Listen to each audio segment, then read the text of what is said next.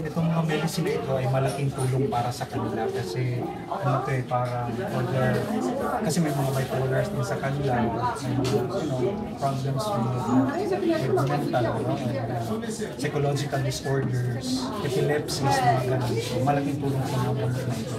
So again, Kuya Edmar, maraming salamat.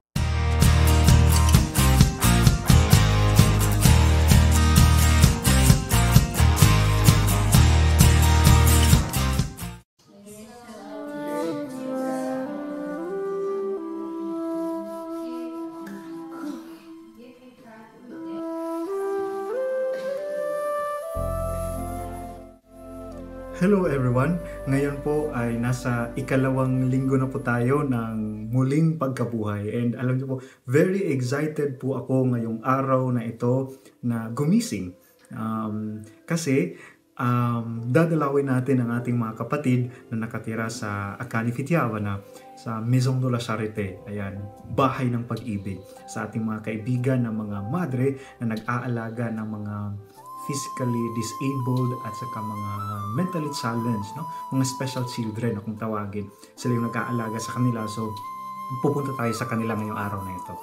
So, and bago tayo pumunta sa kanila, maghanap muna tayo ng konting gifts para sa kanila. And the gifts that we are going to buy, sponsored yan actually ng ating mahal na kapatid, mahal na kaibigan, malapit sa puso, Sir Edmar Tolentino Augis. Si Kuya Edmar ay kakilala na namin mula pa nung high school pa ako. Ayan, magkakilala na kami.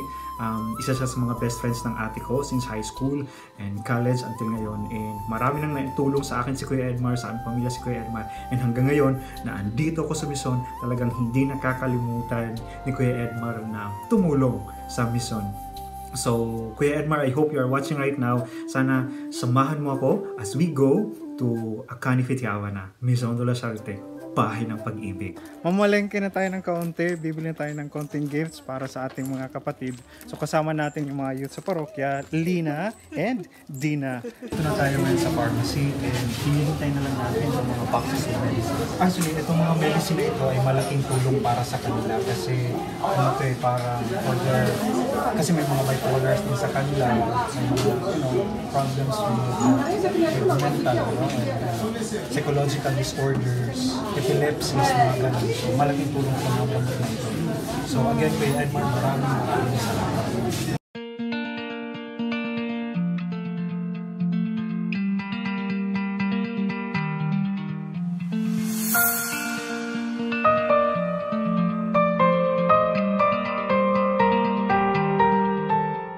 Papunta tayo sa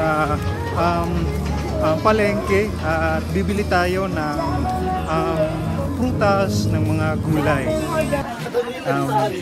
Bumibili tayo ng carrots. Ayan. Maraming carrots dito.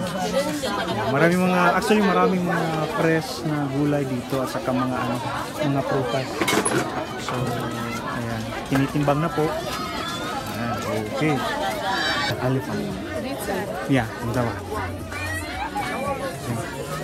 They're suggesting na bilhin tayo ng patatas kasi yung patatas nga din ay hindi madaling masira.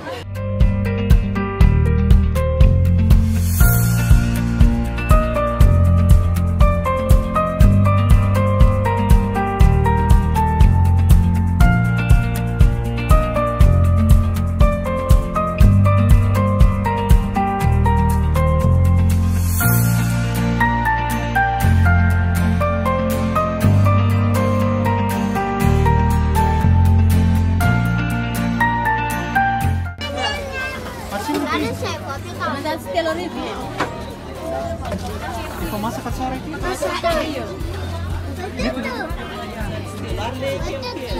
Kili-kili po. Bisa rin, marumar. Kilori biti. Iti, mau nangyari mama. Bebe, niya di baru. Si kami na. Sorry. Iya.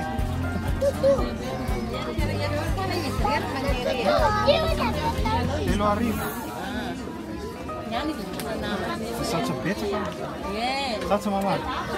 Hindi na po tayo na prutas at gulay. Ngayon naman pinipili natin ay asukal. So, sabi nga ni sister, malaking tulong daw ito para sa kanila. Kasi hindi naman ito madaling nasira yung asukal.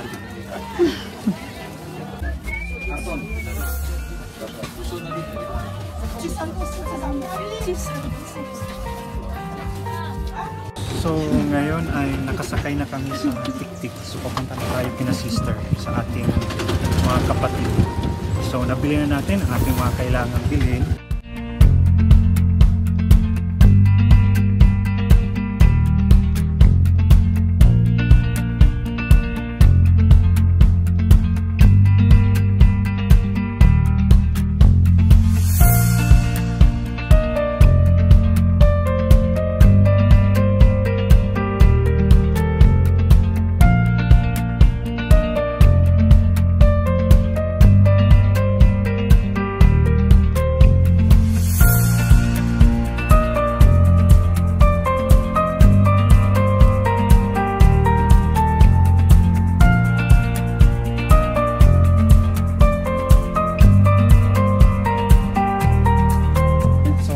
Na din tayo dito sa kina sister sa bahay ng pag-ibig, Maison de la Charité. Akani Thitian. Aha. So pumupunta ako dito sa tuwing medyo nalulungkot tayo sa bahay, wala tayong magawa. Ayan, dinadalo ko sila palagi ako dito sa kanila. Kahit na medyo yung South Sumasera, medyo malayo sa amin ito actually it's about like 15 minutes by motorcycle papunta dito. So medyo malayo din talaga. Pero gustong pumunta dito, nakakapag-recharge ako dito. Ayan, kasama sila. Il Signore mi rende uno strumento della vostra pace.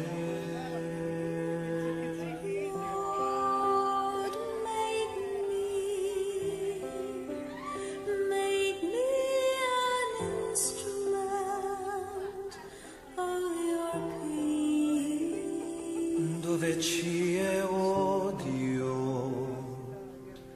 lascialo seminare l'amore. Where there is hatred, let me sow love. Dove c'è ferita,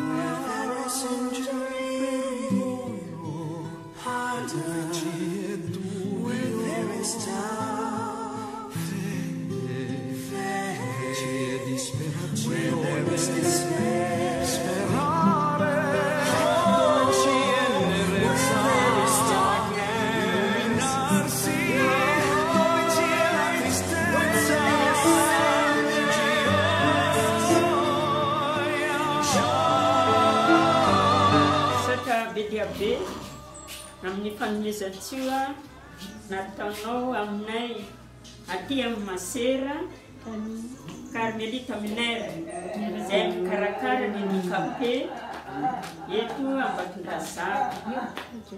Andriamanitra mamasoa ho anao amin'ny soa nataonao amin'ireto madinika sy kely indrindra ireto. Saotra betsaka.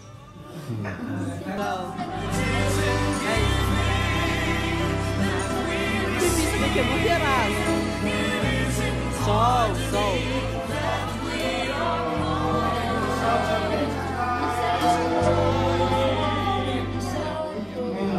So, once again, lubos po ako nagpapasalamat ng buong puso kay Kuya Edmar, Sir Edmar Algues Boys. Maraming salamat po sa inyong suporta sa misyon, sa inyong tulong sa ating mga kapatid dito na mas lubos na nangangailangan.